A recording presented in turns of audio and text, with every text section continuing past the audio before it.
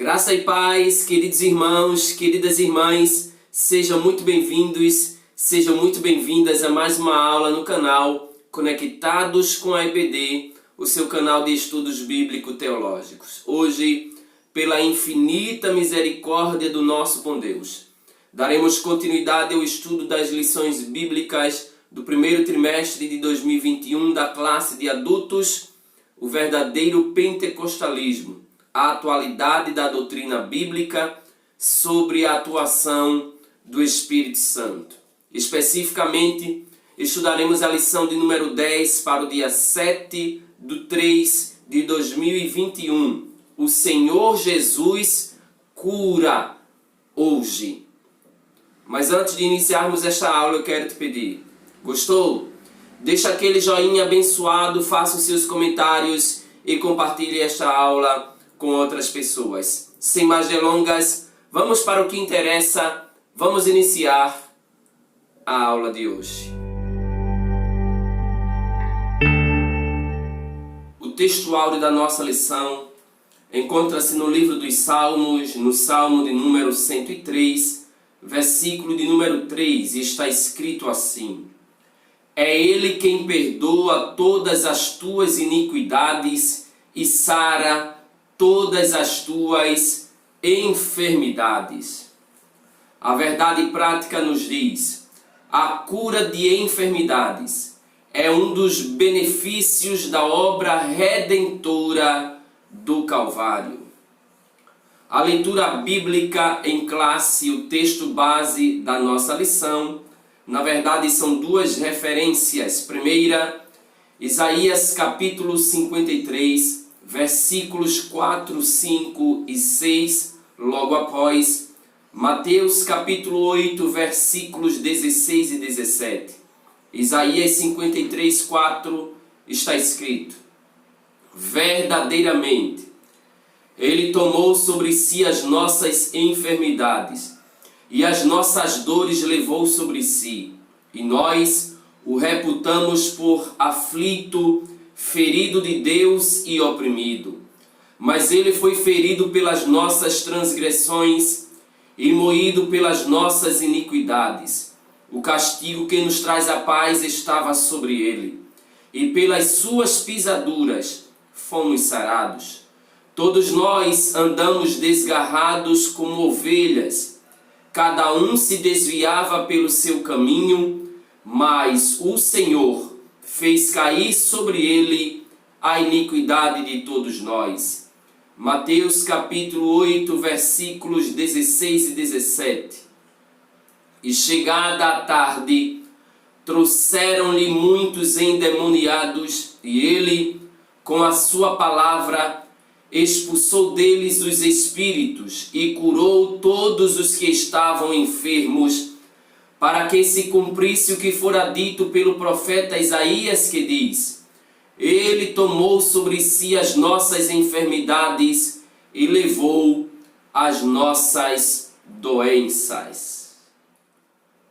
Amados irmãos, queridas irmãs, na Epístola aos Hebreus, no capítulo 13, e no versículo 8 está escrito de forma bem clara e enfática que Jesus Cristo é o mesmo ontem, hoje e eternamente.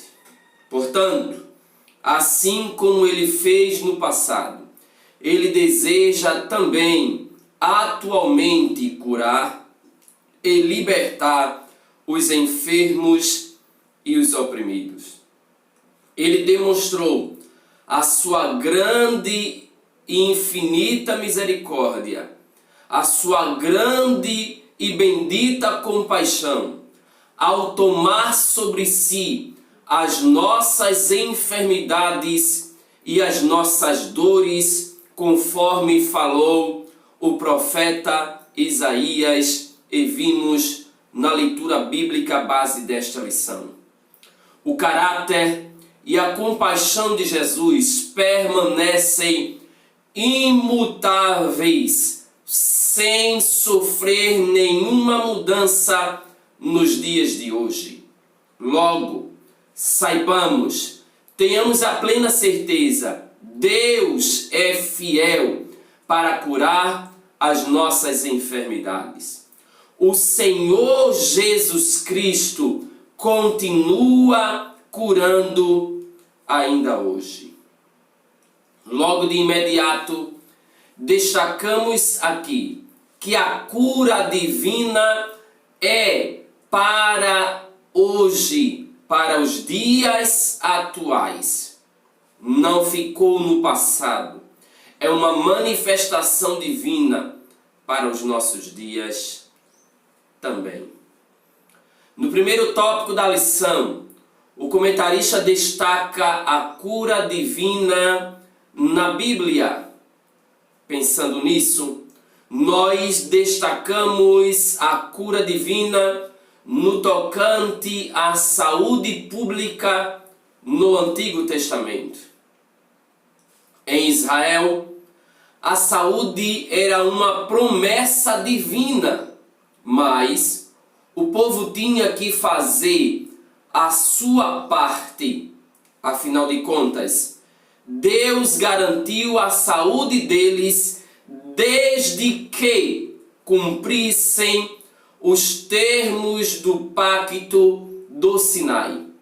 Êxodo capítulo 15, versículo 26 diz o seguinte: nenhuma das enfermidades porei sobre ti que pus sobre o Egito, porque eu sou o Senhor que te sara. A cura de enfermidades em Israel era essencialmente milagrosa, principalmente a cura das doenças graves, uma vez que a ciência não era tão desenvolvida, uma vez que os homens não tinham capacidade humana. Deus intervia, realizando milagrosamente a cura dos seus filhos, a cura de todo judeu.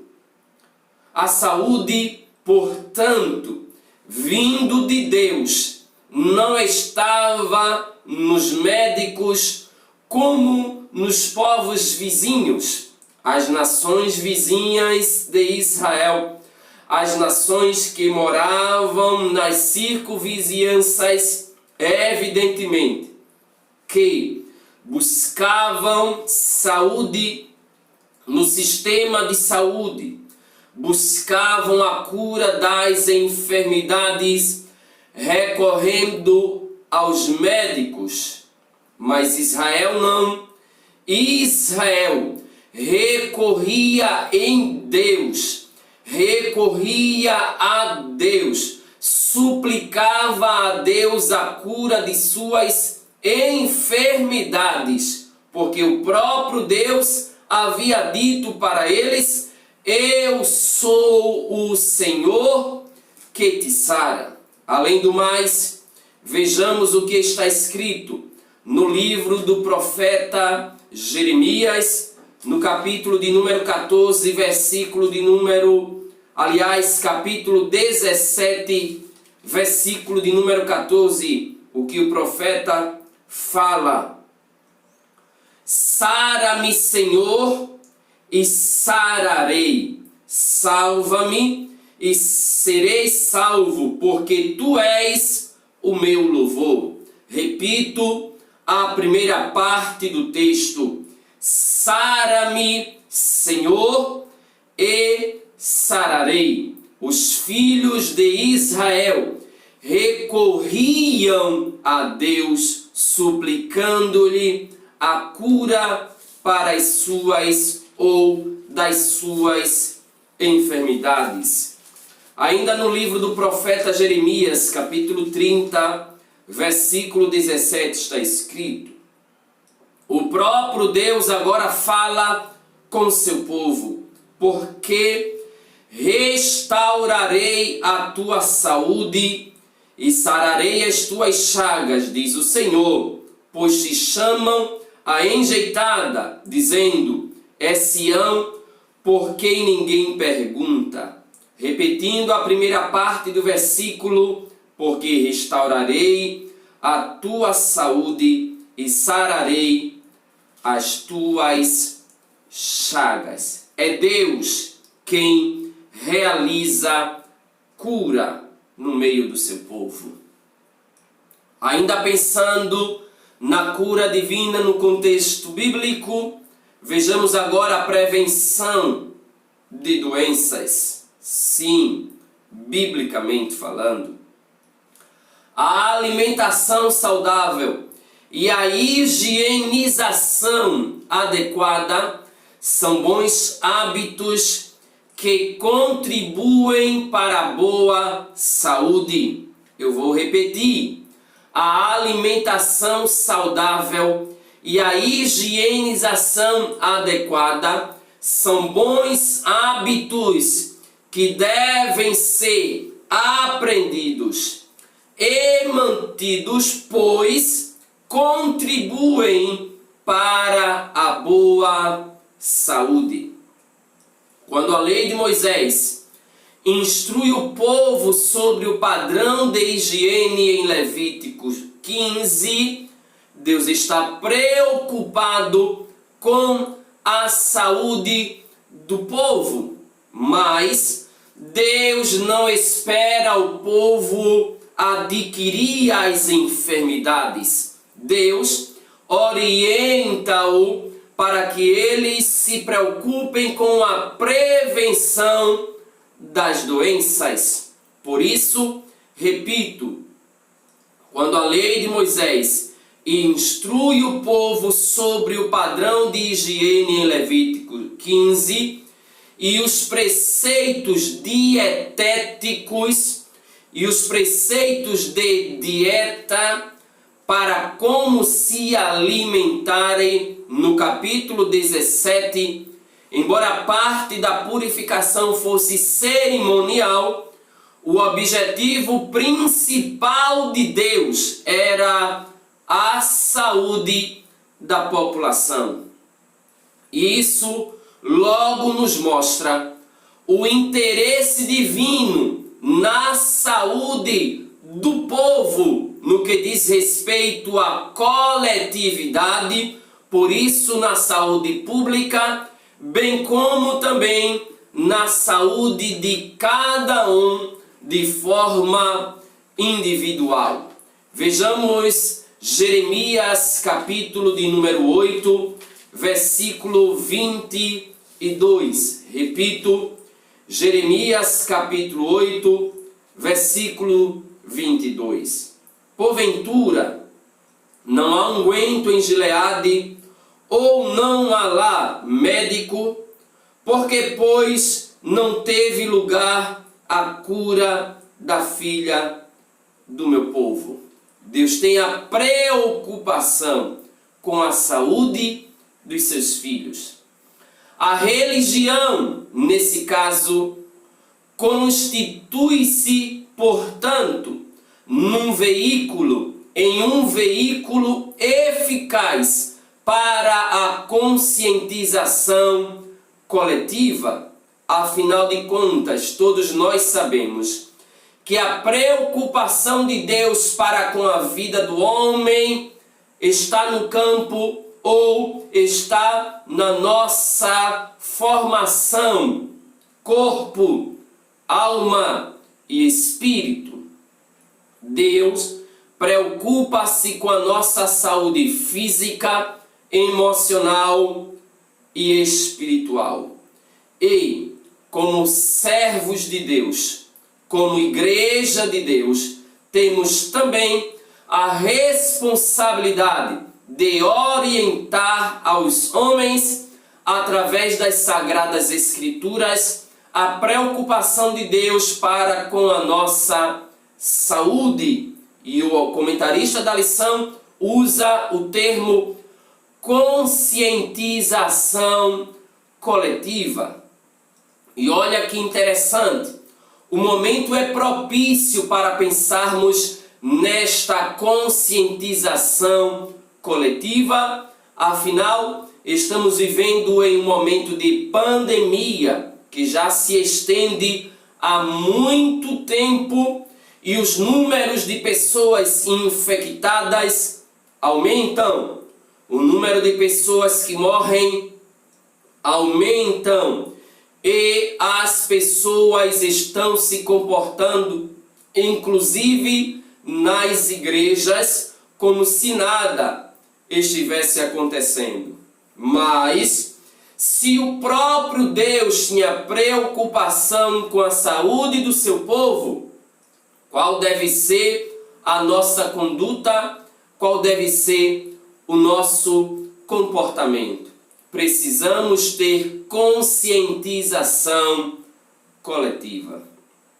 O Novo Testamento mostra que a finalidade era uma questão de saúde pública, saúde coletiva e não apenas purificação espiritual para a salvação ou santificação.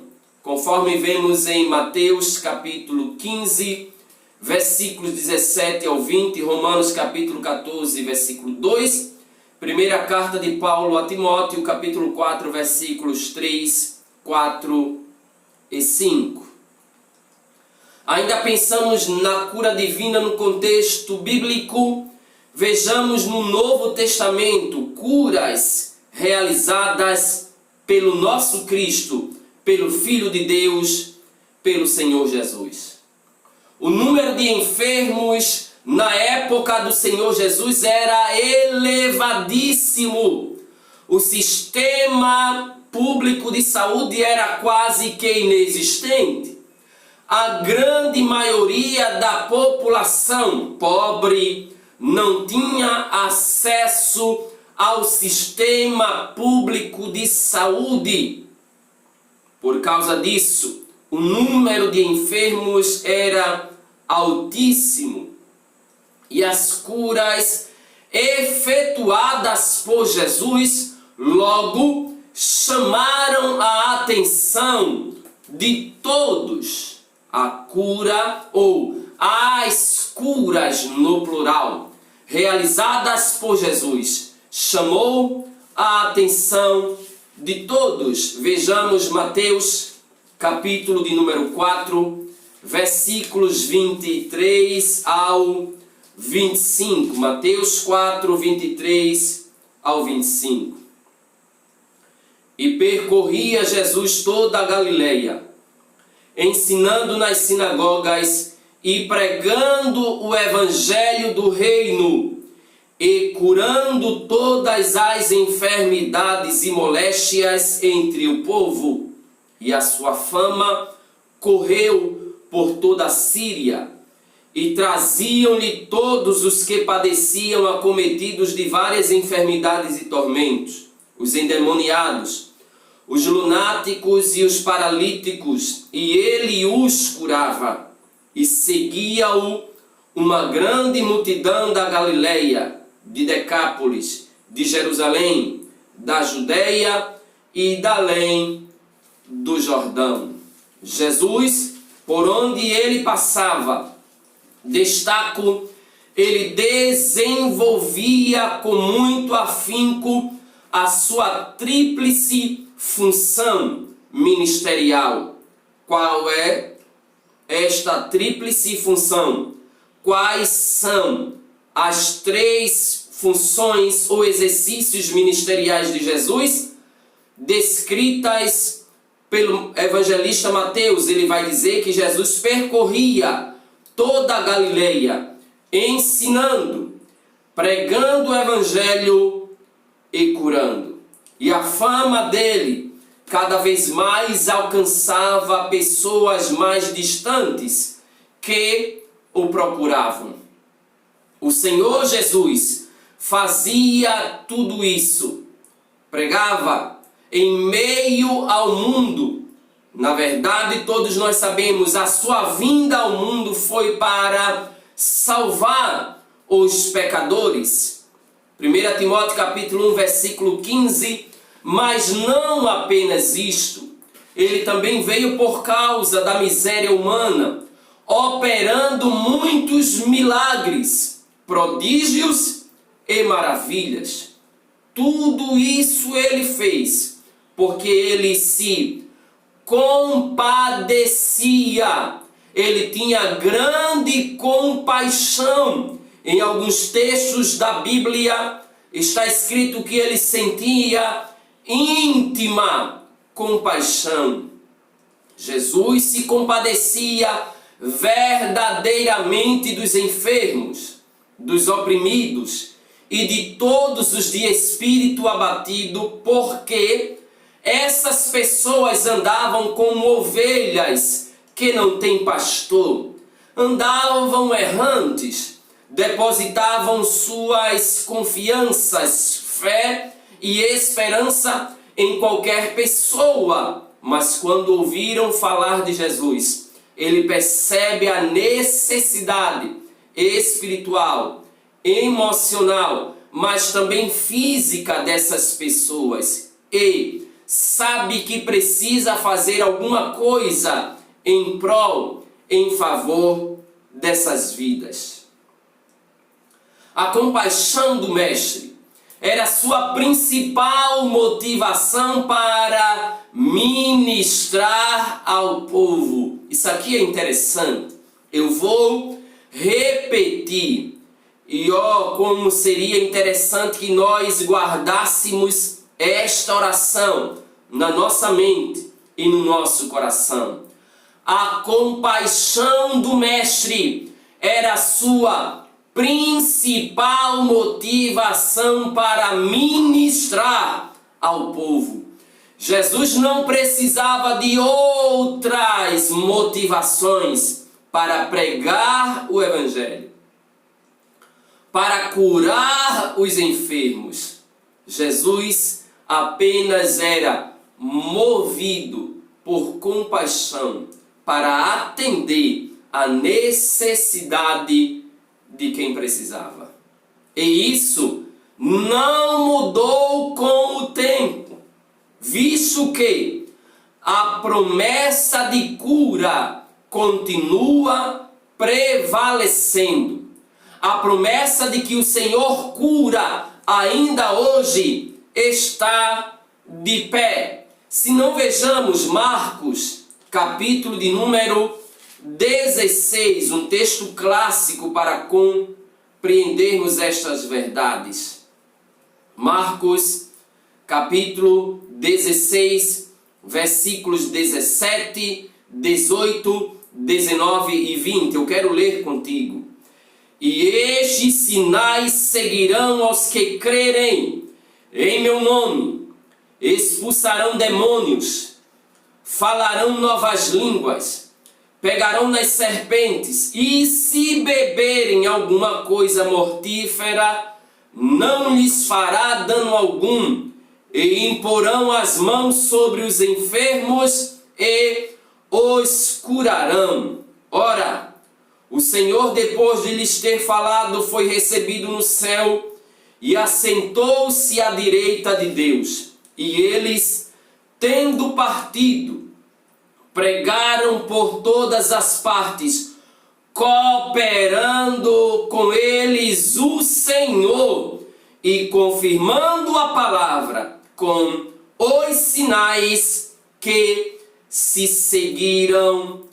Amém. Da mesma forma que o Senhor confirmava estes sinais aos seus discípulos, Ele tem confirmado ao longo dos anos, ao longo dos séculos, e continua ainda hoje curando os enfermos para a glória do seu santo e bendito nome. Sintetizando este tópico, o ato de cura, o ato de curar enfermidade na Bíblia é essencialmente milagroso. É milagre de Deus na vida dos homens. Segundo tópico da lição, compreendamos definitivamente que a cura divina, ela faz parte da salvação. Sim, veremos no segundo tópico a cura divina como parte da salvação.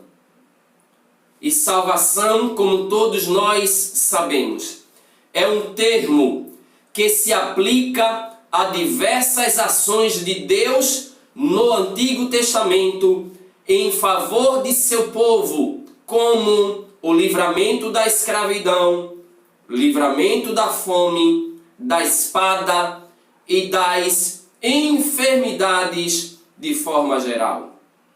A salvação, portanto, é o livramento do poder da maldição do pecado e da condenação, e também a restituição do ser humano à comunhão com Deus. Antes de ler as duas referências apresentadas, eu quero destacar mais uma vez isso aqui. A salvação é o livramento do poder da maldição do pecado e da condenação e a restituição do ser humano à comunhão com Deus. Segunda carta de Paulo aos Coríntios. Segunda carta de Paulo aos Coríntios, capítulo 5, versículo 19, está escrito assim: isto é, Deus estava em Cristo, que nos reconciliou consigo mesmo por Jesus Cristo e nos deu o ministério da reconciliação. Deus propôs a salvação para todas as pessoas. Tito capítulo 2, versículo 11. E as condições para essa salvação são a fé em Cristo Jesus e o arrependimento dos pecados. Atos capítulo 3, versículos 15 ao 19. A vontade de Deus é a salvação de todos os seres humanos, mas para isso cada um precisa se arrepender de seus pecados e definitivamente se converter ao Senhor Jesus. Atos capítulo 17, versículo 30, primeira carta de Paulo a Timóteo, capítulo 2, versículo de número 4. Quando pensamos na cura divina como parte da salvação, destacando a cura divina à luz da declaração de fé das Assembleias de Deus, perceberemos que a nossa declaração de fé define a cura divina como um ato da soberania, graça e misericórdia divina que, através do poder do Espírito Santo, restaura física ou emocionalmente aqueles que demonstram fé em Jesus Cristo. Eu vou repetir mais uma vez o que nos diz a nossa declaração de fé no que diz respeito à cura divina. Cura divina é um ato da soberania, graça e misericórdia divinas que, através do poder do Espírito Santo, restaura física ou emocionalmente e também espiritualmente, podemos acrescentar, aqueles que demonstram fé em Jesus Cristo. Mateus 14, 14, Lucas 4, 18 e 19. Atos 10, 38. É tendência nossa procurar logo os médicos em caso de doença. E claro, isso não é errado, porque os médicos têm inteligência que lhes foi dada por Deus. Jesus mesmo disse que os doentes precisam de médicos, ele não abomina a medicina. Mateus 9, 12, Marcos 2, 17, Lucas 4, 23 e 5 e 21. Mesmo assim, o milagre acontece também pelos recursos científicos da medicina. Nós sabemos que é Deus dando inteligência ao homem para realizar procedimentos que trazem cura ao homem. Todavia, convém salientar, convém lembrar que temos um recurso divino seguro para a cura das enfermidades. Recurso este destacado nas Sagradas Escrituras, Marcos 6,13, Tiago, capítulo 5, versículos 14 e 15. Que recurso é esse? A ministração da unção com óleo em nome do Senhor sobre os enfermos. Na sequência, vejamos a relação direta entre salvação e cura. A obra de Jesus na cruz do Calvário, ela foi completa, pois a expiação realizada pelo Mestre resulta na nossa redenção e alcança também a cura do corpo físico. Isaías 53, versículo 4. Primeira Epístola de Pedro, capítulo 2, versículo 24. Desde o Antigo Testamento, a salvação e a cura andam juntas. Jeremias 17, 14. A cura espiritual geralmente precede a cura física, pois Salmo 103, versículo 3, é Ele que perdoa todas as tuas iniquidades e sara todas as tuas enfermidades. Todavia, Jesus cura inclusive homens pecadores. O suficiente é a igreja orar. A cura do paralítico de Cafarnaum, Mateus 9, 1 ao 8, e passagens paralelas nos evangelhos sinóticos revelam-nos essa verdade. Portanto, compreendamos definitivamente que a vontade de Deus é curar alma, corpo e espírito. Tiago 5, 15. A cura divina, ainda como parte da salvação, destaquemos Isaías 53, versículos 3 e 4. Sabendo que o Novo Testamento interpreta Isaías 53 como a provisão de Deus em Cristo para curas física e espiritual. Profeticamente, Isaías declarou: Ele tomou sobre si as nossas enfermidades e as nossas dores levou sobre si. Isaías 53, versículo 4. E Mateus confirma que isso se cumpriu no ministério do Senhor Jesus. Mateus capítulo 8, versículo 17. Nesse texto, o verbo sarar, em pelas suas pisaduras fomos sarados, indica a cura física. E isso está muito claro nas inúmeras curas efetuadas por Jesus. Mas saibamos que Ele também é poderoso para trazer cura emocional e espiritual. Sim, essa cura também é espiritual e diz respeito à salvação, levando Ele mesmo em seu corpo os nossos pecados sobre o madeiro, para que, mortos para os pecados, pudéssemos viver para a justiça, e pelas suas feridas fostes sarados. Primeira Epístola do Apóstolo Pedro, capítulo 2, versículo 24.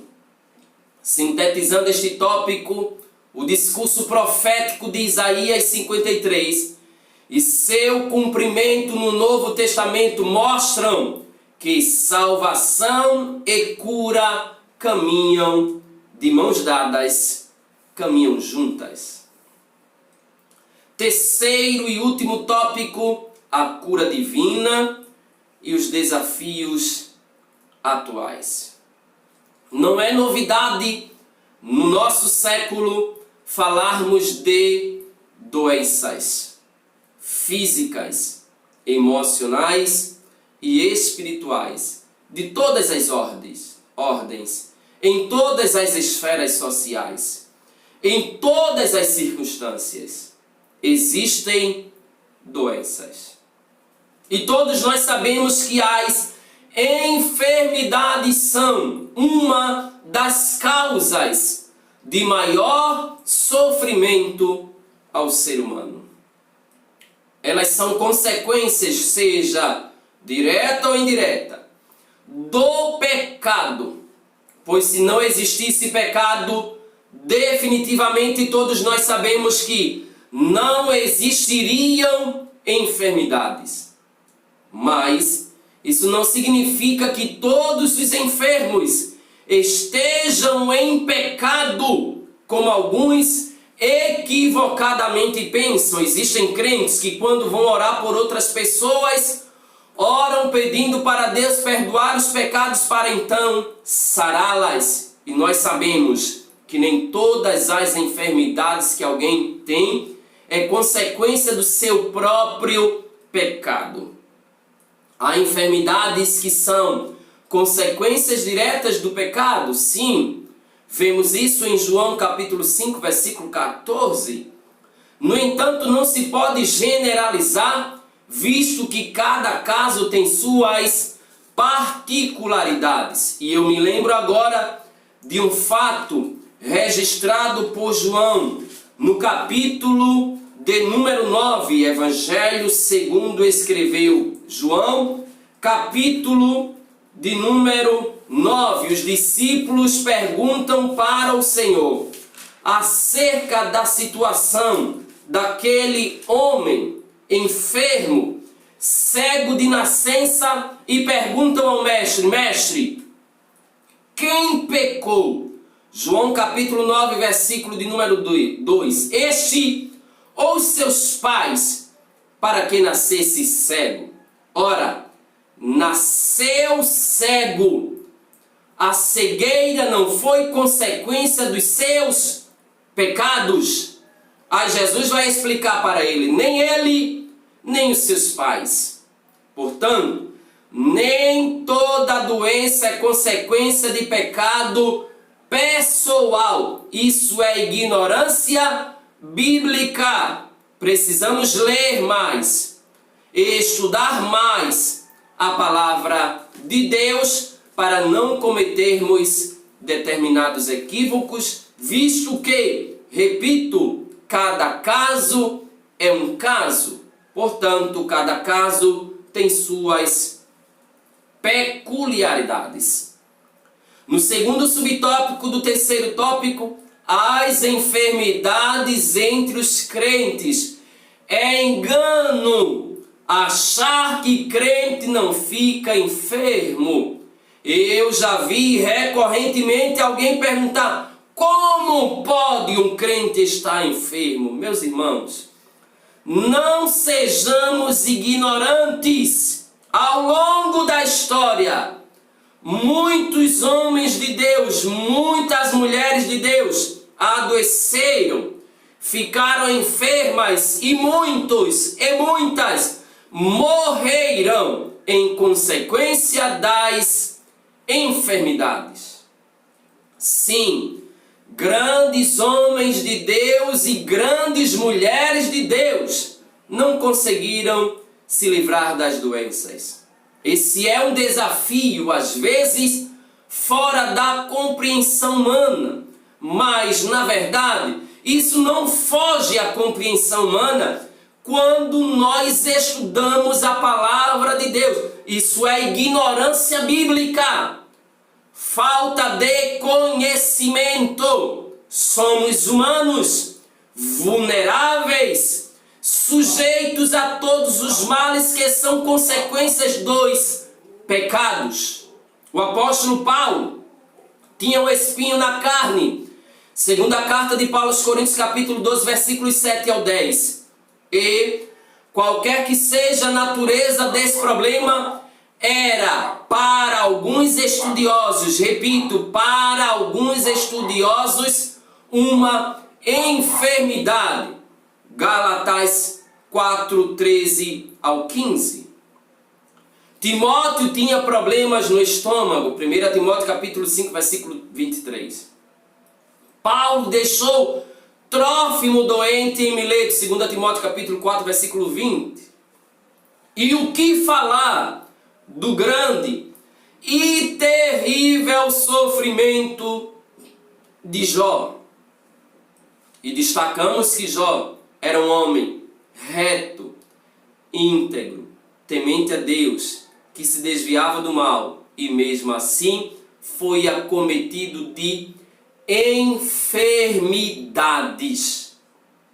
Portanto, crente também adoece, crente também fica enfermo, crente também morre. Precisamos ter essa ciência definitivamente, não sejamos ignorantes. Na sequência, não podemos também confundir doença com possessão maligna. Se alguns pensam que está doente é porque está em pecado, outros pensam se está doente é por causa de possessão maligna. Nem sempre, existem casos, e a gente vê inclusive na Bíblia, mas isso não é regra. Jesus conferiu à igreja para curar enfermos e libertar os oprimidos. Mateus capítulo 10, versículo 8, Marcos capítulo 16, versículos 15 ao 20. E nós, igreja do Senhor, verdadeiramente devemos usar a autoridade do nome de Jesus para diminuir o sofrimento humano. Por quê? Porque Jesus tem saúde para todos os enfermos. E aqui, duas coisas básicas devemos observar. Primeira, se a enfermidade é opressão maligna ou uma questão médica, para não expulsar demônio onde não há demônio. Na verdade, há um constrangimento. Quando nós oramos por alguém expulsando demônio onde não tem demônio, na vida de quem não tem demônio, nós estamos constrangendo essa pessoa. Portanto, precisamos ter discernimento de Deus para entender se é enfermidade ou possessão maligna. Pois isso machuca as pessoas. E não é tão incomum entre nós. Segundo lugar, entender que Jesus é Senhor e não servo. Ele cura como quer e onde quer, de acordo com a sua vontade. E eu acrescento mais, Ele cura se Ele quiser. Eu conheço pessoas que são usadas por Deus quando impõe as mãos sobre a vida de enfermos. Os enfermos são curados, mas essas pessoas, mesmo tendo este dom, mesmo orando e o Senhor realizando milagre na vida das outras pessoas, continuam enfermas. O que falar disso? A mim só compete entender uma coisa: Jesus cura quem Ele quer, se Ele quiser, para mostrar aos homens que o poder é dele, não é do homem. O poder de curar os enfermos é de Cristo Jesus. Nós somos apenas vasos de barro utilizados por Ele. A excelência do poder não é nossa, é dele. E assim sintetizamos o terceiro e último tópico, afirmando que saber sobre a natureza das enfermidades, se físicas ou espirituais, e ter o discernimento da vontade de Deus são desafios atuais.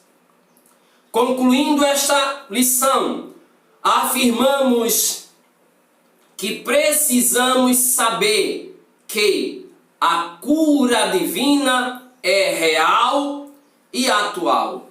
Além disso, devemos entender que o Senhor Jesus cura como e onde quer, e não da maneira que às vezes pensamos, conforme destacamos no segundo livro dos Reis, capítulo 5, versículos 10 ao versículo 14. E assim nós concluímos esta lição, mas já marcamos o nosso próximo encontro, lição de número 11, compromissados com a evangelização. Sim, a igreja cheia do Espírito Santo, ela é compromissada com a evangelização. Muito obrigado, Deus te abençoe, a paz do Senhor e até a próxima.